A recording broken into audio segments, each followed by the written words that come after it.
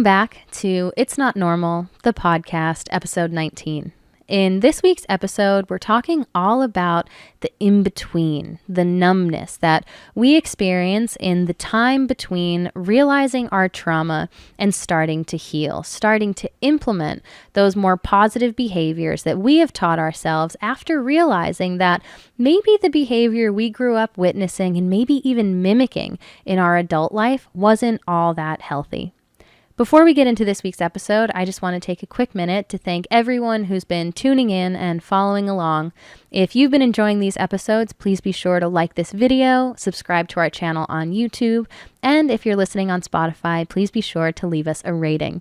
That being said, let's dive into this week's topic. One of the things that I think narcissistic parents fail to realize is when they have a child, right, they are born with their own personality. There is already an individual, independent person there with their own characteristics and traits that will develop throughout their life. And yet so often, I think it's common for narcissistic parents to try in some way or another to mold or shape their child into a different version than themselves, whether it's a more idealized version of them that might help the narcissist to maintain and portray this image that they have worked so hard to uphold of themselves and their family to other people, whether it's just a slightly different version of the child that can better serve the narcissistic parent. Whatever it might be, I think there's this common misunderstanding amongst a lot of narcissistic parents that their child, because he or she is their child, is an extension of them rather than their own individual autonomous being with their own personality and characteristics. They're going to have certain likes and dislikes and interests that evolve and grow throughout their lives that are completely separate from your own, or maybe what you had envisioned for them. But in my opinion, the main responsibility of a parent is to support their child or children. And part of that is recognizing that their children are not extensions of them. They are their own people. And I think it's important for parents to be really present when a child is starting to figure out who they are, to develop a sense of self and identity, to help them to develop that self-trust, to be in touch with their emotions and understand how to handle them and how to communicate them to others.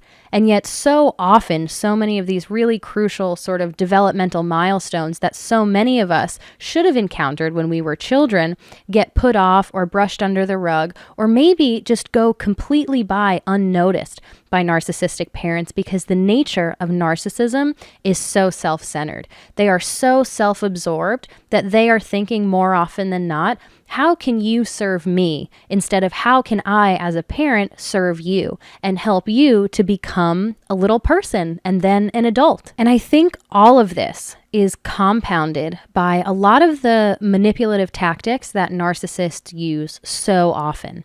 When you're younger, I feel like that is typically the time when you're a bit more experimental. You're encountering things, different situations, emotions, or experiences for the first time.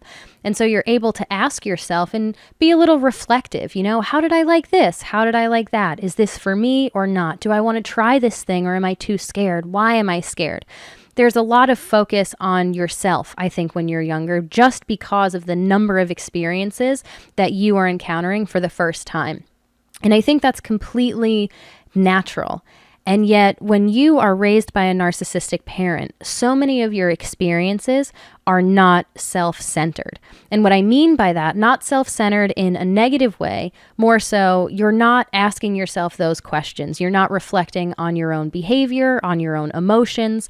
And the reason for that is because of things like hypervigilance, people-pleasing tendencies, parentification, all of these terms that go hand in hand with being raised by a narcissistic parent that ultimately shift the focus off of yourself, even at a young age, and onto someone else, who in these situations happens to be an adult. But when you grow up in a toxic environment like that, there isn't often space for you to ask yourself those questions because you've been conditioned over time to believe that the right thing for you to do is to be always aware of everything that's going on, to understand how everything that you say and do affects other people, and to always only prioritize someone or something else over yourself. Putting yourself first, or being in touch with your emotions, listening to the signs that your body is trying to communicate to you, is somehow selfish. And this happens so gradually and so subtly, I think, because of the nature of the relationship between a parent and a child, especially when you're talking so young. Imagine you're born into that kind of environment, being raised by a narcissistic parent. This kind of behavior is all that you will have been exposed to up until maybe your teenage years or even adulthood, depending on your situation. So you grow up thinking that, okay, if I say something that feels really true to me, but it upsets my parent, right? It's better for me to suppress what I truly feel and to take on their opinions as my own. Because when I do that, that's when I get that positive reinforcement. When I voice my true opinion, if that's something that my parent doesn't like, they're going to withhold and withdraw their affection and support and attention. And as a kid, as a young kid especially, that doesn't feel good. And we don't yet have the emotional tools to understand why our parent is doing that. We learn through behavior, and all we know at that time is that being on the receiving end of that behavior doesn't sound good. And so there's a lot of people-pleasing tendencies, there's a lot of hypervigilance, parentification, all of these things that kind of develop as a result of being raised in the environment that you were raised in. And so often, I think we develop these strategies, I guess, or these personality traits out of survival, almost self-preservation, because we're picking up on the behavior around us and we're aware of how everything that we say and do affects this really important person in our life, right? Our parent. And so that, moving forward, I think when you are exposed to that kind of behavior so regularly for such an extended period of time, it really does start to feel like you're normal. And so you don't really think to question them, maybe because you've never been exposed to anything different. You don't necessarily know that being viewed or viewing yourself as an extension of someone else is wrong or unhealthy. You don't even necessarily know that that's what's going on, that that's the position that you're in, because maybe you've never existed as an autonomous individual before if we're dealing with a parent-child relationship. And that, I think, is one of the really interesting elements of dealing specifically with narcissistic parents instead of maybe a narcissistic partner. Not that either is more bearable or less intense than the other, but I think if you're a kid coming into the world with a narcissistic parent, it can be exponentially harder to understand the behavior that you're experiencing, because there is a likelihood that you have never been exposed to an actual healthy relationship before. And so not only do you not think to question these things, but you don't even know what life outside of this control and manipulation looks or feels like. It's not for so many of us until we're in a new environment, a safe and supportive environment, or maybe we start to gain perspective, whether that's from witnessing other parent-child relationships, healthier relationship dynamics in general, that you can start to put the pieces together where you start to realize, okay, maybe the way that my family functions is not the way that everyone's family functions. Maybe the behavior, the hurtful, negative behavior that I have been on the receiving end of is not the behavior that I should expect from other people in my life. Maybe it's wrong.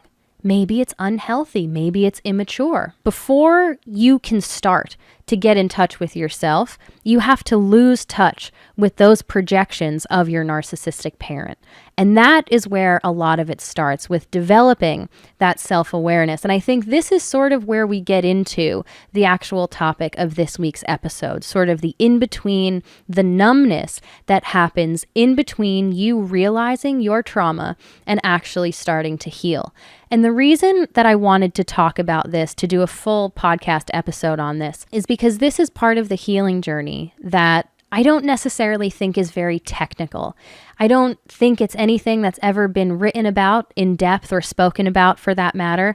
It's this really strange personal experience that through developing self-awareness and really trying to be reflective of my own emotions and behavior, I've realized. And because of how difficult it was for me to experience, I felt like it was really important to talk more openly about this so that if anyone else is experiencing something similar, they understand that it's not as severe or scary or daunting as it might feel in the moment.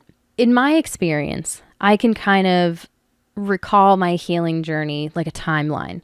And there was a pretty significant chunk of time after breaking out of my narcissistic family that I was still sort of in autopilot. It wasn't until after I moved out that I first learned terms like gaslighting. It was sort of very tip of the iceberg. I was just starting to understand little bits about mental health, the fact that, physical and emotional needs both exist. It's not just the physical. I really didn't have a good idea of what I was dealing with or what I had dealt with up until that point. Not to mention, I had just started a business with my husband. And so I would say the first 4 years or so after moving out of my parents' house, I was very much on autopilot, focusing on something other than my mental health. And I would say within the last year, that is really when I started to heal. I started the healing journey, in my opinion.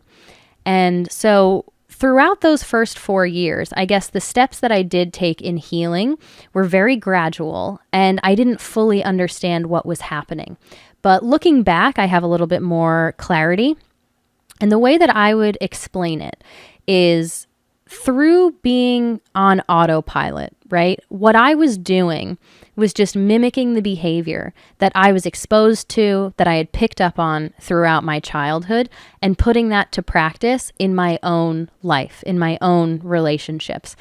And that looked like defensiveness, being passive aggressive, having a hard time apologizing or taking responsibility, not communicating directly, being so hyper-focused on the needs and wants of people around me and their changes in tone or mood. I was still instinctually implementing a lot of the same behavior and reactions that I did throughout my childhood. And I think the main reason for this is what I talked about earlier. It's because that was the only real behavior that I was exposed to, that I had witnessed.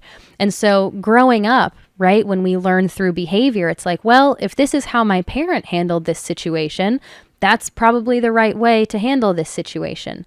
And you're also kind of forced at times, depending on the role that you fulfill in your narcissistic family structure. Sometimes you're called upon to mimic that same behavior, maybe to back up your narcissistic parent in an argument, to provide reassurance or defense in one way or another. And so not only do you pick up on those behaviors and tendencies, maybe subconsciously from just witnessing them, but sometimes you're actually called upon to put those behaviors or ideas into practice. And so they really sort of make their way into your life and your own behavior. It kind of informs your decisions and actions moving forward.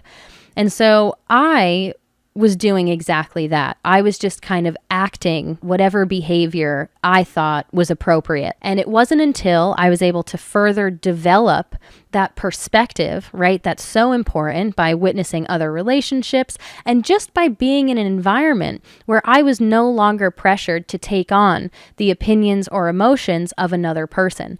This was the first time that I was in a place where I was able to ask myself these questions. Okay, how do I feel about this, right? Does this feel good to me? Is this the kind of person that I want to be? Do I really believe what I'm arguing about right now? Is this really my side of the story? And I think it's only when you're in an environment like that that you can start to develop a level of self-awareness that is so crucial to actually start healing.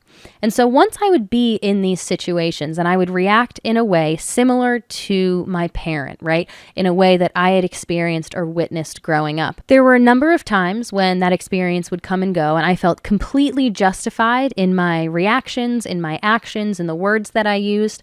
But then as I got more comfortable with myself, I started to distance myself, like I said, sort of lose touch with my parents' projections. I started to feel not so great when I would display those behaviors in my personal life, in my relationships, where if there was a disagreement and I was defensive and I didn't want to apologize, maybe I didn't feel justified in that anymore. I didn't entirely feel like I was doing the right thing. I didn't feel good about it at the end of it all. And so feelings like that started to prompt me to reflect a little bit on, okay, is this really me? Is this my behavior? Is this the person that I want to be moving forward? And so when the answer to that would be no, right? I don't want to do this. I don't like the way that this feels. I don't think that I'm doing the right thing. That is sort of like the first step in unlearning a lot of those behaviors and realizing, I guess, that they are exactly that. They're learned behaviors. And, when you grow up in an environment like that, from the time you're born, it can feel like these characteristics that have maybe been assigned to you, right? Or these characteristics that you have come to take on are intrinsic to you as a person, that I'm just a defensive person, or I'm just an anxious person. It becomes part of you. And I think realizing that, okay, this actually doesn't feel good, right, leads to that realization that, okay, these are learned behaviors. These are learned opinions. I wasn't necessarily born this way. This is something that I was encouraged to take on as part of my personality because it helped to serve someone else in my life. And so having that realization that these negative behaviors that you no longer want to embody are learned is massively important, because what that means, what kind of goes off, the light that goes off in your brain there, at least for me, was if I learned these at some point in my life, I can unlearn them now, and I can teach myself better, healthier behaviors that feel true to me, that'll help me to create the kind of life that I want for myself in the future. And so that is a super important point to come to. And I think there's a certain level of perspective that's necessary for that, a certain level of self-awareness also that's necessary for that. And so that's a huge first step, but it is just the beginning. At least in my experience, it was just the beginning. I understood a little bit where this behavior was coming from. I was starting to be able to trace these behaviors back to particular experiences throughout my childhood and thinking to myself, okay, well, I feel like this. It's probably because I experienced something like this or because this happened in my life. So that makes a lot of sense. But now, this is really kind of when we get into these muddier waters. Now you approach a very similar situation. Maybe you get into an argument with your partner.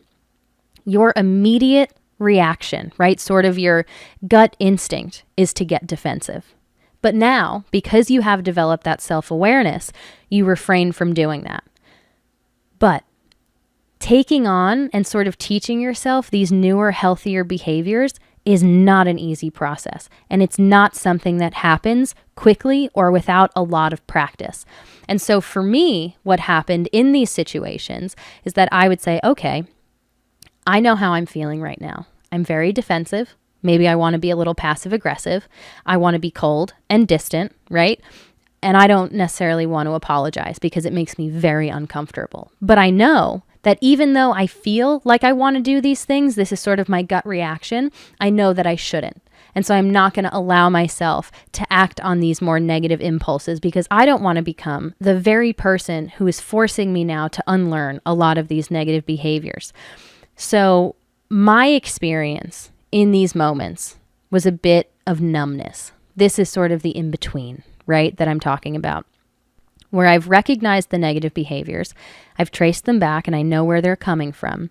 But in the moment, I still don't feel like I'm far enough along to embody those healthier behaviors.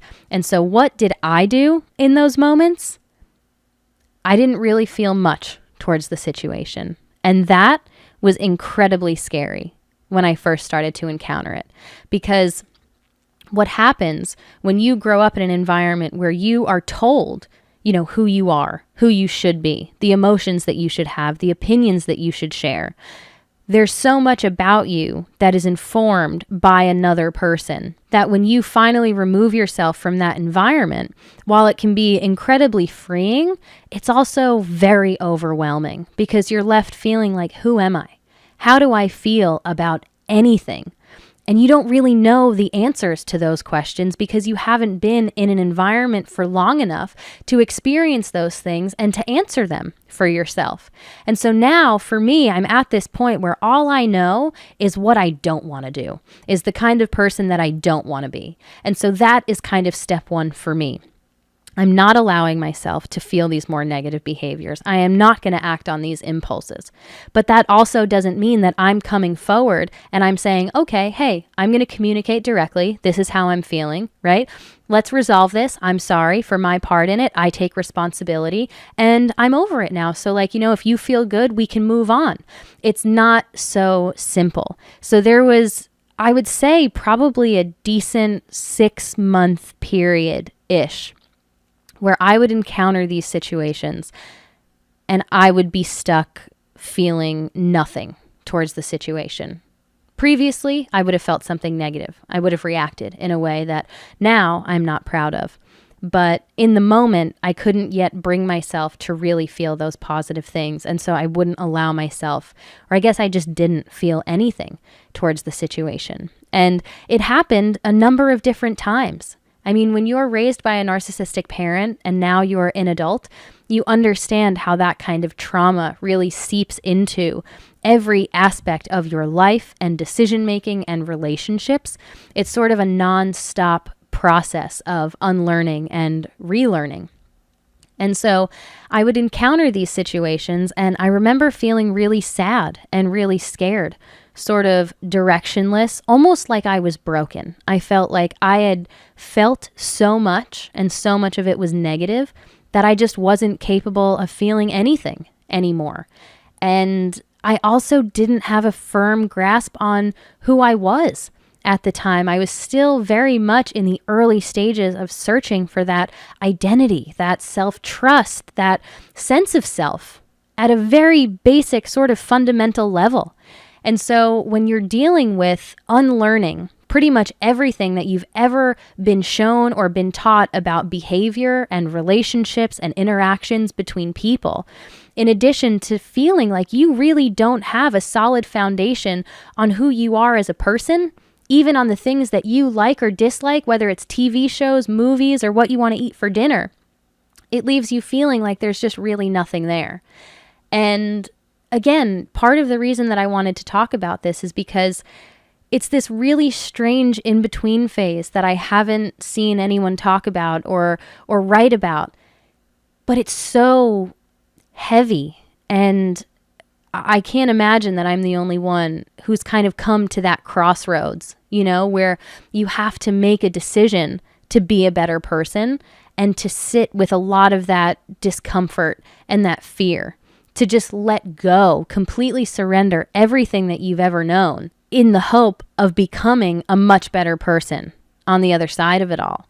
And so for those 6 months, I was struggling a bit when I would encounter those situations that kind of brought to the surface these emotions and reactions from my past that still felt very real to me, very true to what I thought in the moment, who I was as a person, because it was something maybe that I had believed for so long that even the idea of letting that go felt impossible at times. But then, and this is when things start to take a turn for the positive, you get to a point where okay, you encounter a situation, maybe again, to use the same example, you get into a disagreement with your partner and you've got that self-awareness, you've been putting that into practice, right? Where you can now understand what happened, what kind of emotion that triggered in you and why you're feeling the way that you're feeling. You've practiced a bit of direct communication, and so now you can talk to your partner about it. And so maybe now in the moment, for the first time, you feel ready. You feel a little comfortable and you can say, okay, hey, when you said or did this thing, that made me kind of upset. And here's the reason for it. And this is how I'm feeling right now. But it's okay. We can talk it out and we'll work through it together. And you will genuinely mean it. And that is probably one of the most rewarding parts of the healing journey as a whole, is when you start to encounter these experiences or situations that at one point were so challenging and overwhelming that it felt impossible. For the thought of you ever encountering something like this and actually being able to handle it the way that you want to handle it seemed so far off in the future, like it might not ever happen. But there comes a time when you're ready, whether you've gained enough perspective, you've developed the emotional maturity or the tools to actually handle this situation in a way that you're proud of, right? You're in that moment now and you can think to yourself, okay, one, how do I want to handle this? That will allow me to kind of take a step in the direction of the kind of person that I want to be. And that applies, I think, for you and also for your partner or a friend, if there's another person involved in this situation, right? That's kind of two. That's the second part of this. Who do I want to be myself, and who do I want to be to the other people in my life that I care about? And one of the ways that you become that person for other people is through your reactions to things that they tell you or things that you experience with them that are maybe a little more stressful or more challenging.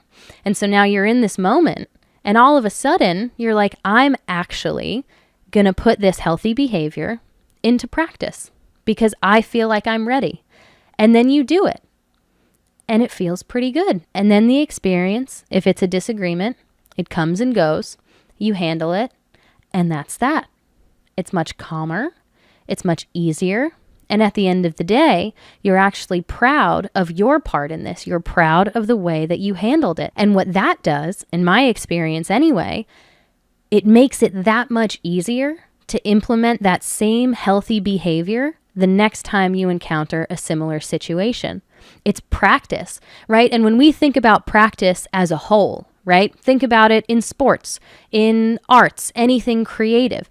Every single medium, every kind of person practices. That's how they become better at something, through repetition, through trial and error. And I think it's so common for people who practice, who are working towards achieving something. Every time you show up at a practice and you do that one thing a little bit better, right? Maybe you shaved a second off your time. Maybe you didn't make an error at all practice, right? You kind of take these small little baby steps that motivate you to show up to practice, maybe even a little bit earlier next time, right? Because you can feel like you're making progress.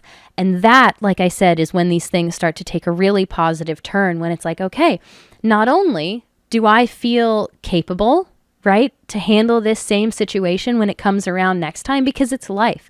Challenges, stressful situations are inevitable. They're going to happen. You will encounter them. All that you can control is how you react to them. And so now, not only do you feel capable, but you're ready and you're comfortable. It's no longer something to fear because you've achieved that stability, I want to say, that emotional intelligence and maturity, where now, regardless of the situation that you're faced with, right, you can sort of stop in the moment and ask yourself, okay, what's the right way to react to this? And then execute that. And it's so wonderful. I feel like it's such a moment or moments to be proud of, especially when you were raised in an environment that was so toxic, witnessing only unhealthy behavior, to now come out of that and to feel like, because of the amount of time and energy that you've put into healing, because of all the things that you've learned about your behavior, you probably have more of an awareness of your own behavior and reactions than the average person because of how much you've been thinking about it. Now you can be sort of a shining example of what to do in those moments for yourself and for other people. And that's an incredible transition.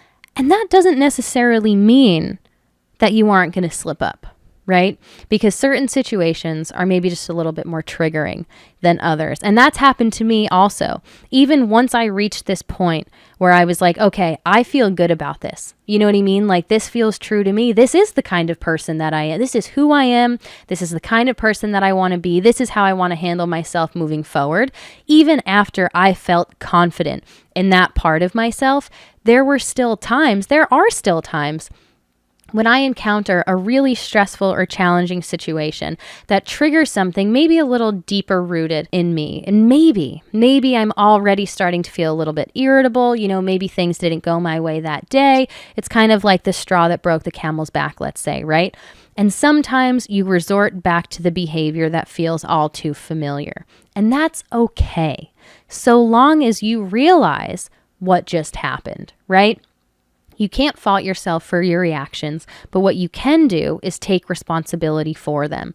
And that in and of itself is a huge part of the healing journey, is learning to be comfortable with taking responsibility, with holding yourself accountable for a more negative part of an interaction, and understanding that it's okay to forgive yourself and moving forward to kind of use that as motivation. It's sort of a reminder. I remember in those instances with me where, I called it a relapse of bad behavior when I wrote about it in my journal. And it kind of motivated me to not do that even more, because now I'm in this healthier headspace, right? I've had practice with these healthier behaviors, that when these unhealthy behaviors are brought to the surface and I just act on them without really thinking, I'm reminded of how bad that feels, and I'm reminded of how much more difficult it is to reconcile a situation when I'm not in an emotionally mature state of mind, if that makes sense. And so it does happen, but it's okay, as long as you don't continue to let it happen. And so there is this really bright light at the end of the tunnel of this numbness, this really uncomfortable, directionless, in-between sort of period. And I wanted to emphasize how great it feels when you actually do get there, to kind of motivate anyone who's in that right now to keep going and to be patient with yourself. I had no idea that I was in this sort of weird in-between period until afterwards. And I guess my hope in talking about this is making it easier for people who are in the thick of it, who maybe don't entirely understand that right now you're not allowing yourself to perpetuate toxicity or negativity, the same behavior that you grew up witnessing, sometimes even being called upon to put into practice. And that's a really great thing. But especially when you add in the idea that so often being in a new environment or allowing space for perspective comes from breaking out of a narcissistic relationship, whether that's removing yourself from a home environment, making the decision to go low or no contact, moving away. There's a lot already in losing those relationships that comes into play, where it's like, okay, you've got this relationship that was really prominent in your life, healthy or unhealthy, for an extended period of time that now looks completely different. And so that's already a massive change, sort of a massive transition that you're dealing with. And then, right, with this perspective, with this new environment, you are in a space, maybe for the first time as an adult or in your late teens, where you're able to ask yourself, who am I?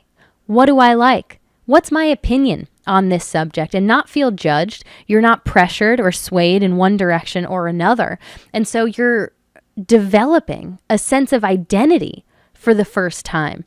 So there's a number of massive changes that are taking place in your life sort of simultaneously, at least within a very small chunk of time, which can be so overwhelming to be dealing with all of that while also feeling like you have no idea who you are.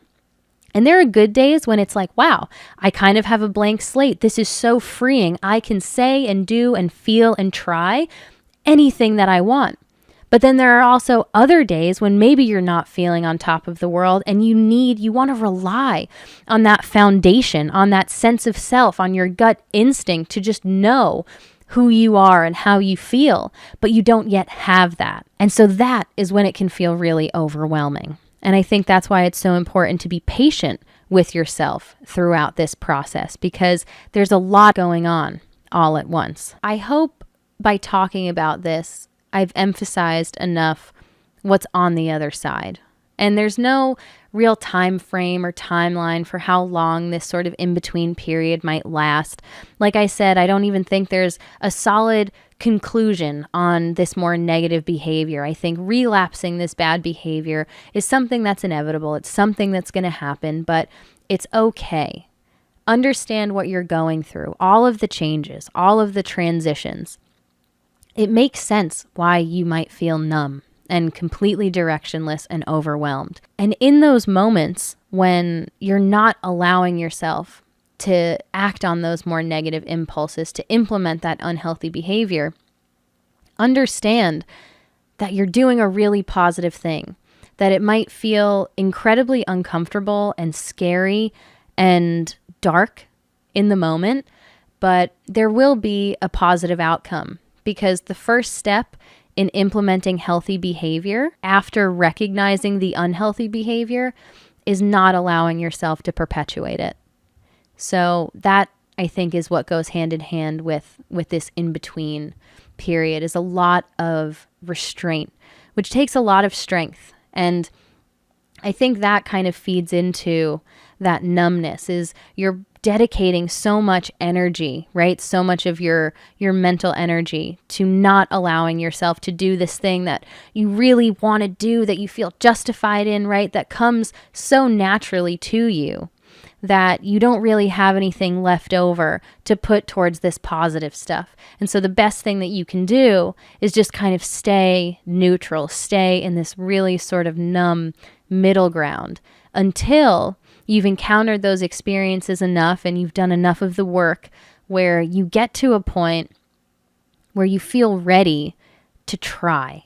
You feel ready to try to embody that better, healthier, emotionally mature version of yourself. And it may not always work the first time around, where you try to implement these healthy behaviors, but maybe it doesn't go as planned. It doesn't feel very good. And that's okay, as long as you keep trying, because there will come a time when you are actually ready.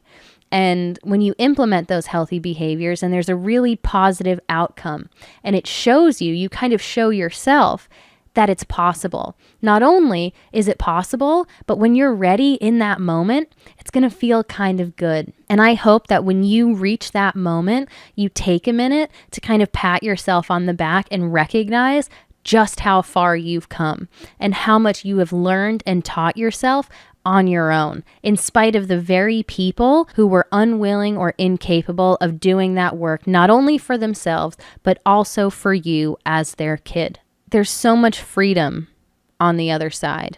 And I think the reason for that is because when you grow up with emotionally reactive, volatile, performative parents or parent, every situation is completely unpredictable, because life is unpredictable. And what so many narcissistic parents lack is the emotional maturity to stabilize their reactions and their mental state. And I think you have fully, truly reached emotional peace, I would say, when you can control your reactions to any given situation. That, I think, is the epitome of mental peace and mental stability and mental maturity, is understanding that life is unpredictable. You cannot control what happens. The only thing that you can control is how you react to these things.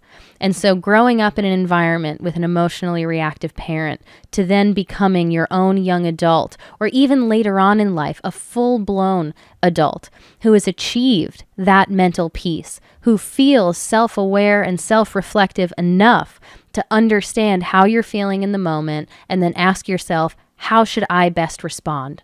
How should I respond to this situation so that it goes over the best, so that I can continue to be the kind of person that I want to be? What an accomplishment, truly. So I just want to applaud, I think, everyone who has made the decision to start healing, everyone who has dealt with that in-between period or is dealing with it.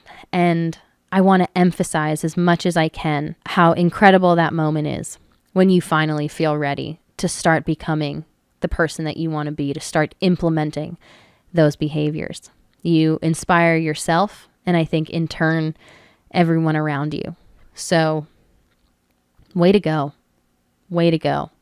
I am proud of us all, and I'm really happy to talk about this topic. I hope that this is helpful, and I just think about how I might have benefited from this if I had heard someone talking about exactly this maybe a year and a half ago. So With that, I think I'll be wrapping up this week's episode. Thank you so much for tuning in, and I will be back next week with another episode of It's Not Normal, the podcast. Bye.